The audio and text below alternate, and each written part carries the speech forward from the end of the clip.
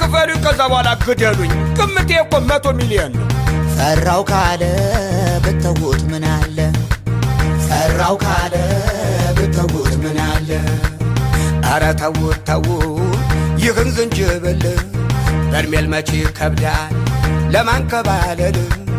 ለማንከባለል ባትለፋ ባትደክም አምላክ ላንተ ካለ ለካ ተቀጥቅጦም ገንዘብ ማግኘት አለ አስቤዛ ተወዶ መኖር ስላቃተኝ ለኔም ፈልጉልኝ የሚቀጠቅጠኝ አንድ ብር ሳይከፍለኝ ኑሮ ከሚመታኝ በ500,000 ብር ማንም ያንከባለኝ ብዙ ሰው አለና ኑሮ የከበደው በከፈልነው መጠን እስክናስቀጥቅጠው ወይ ድፉት ብሩን ሰጣችሁት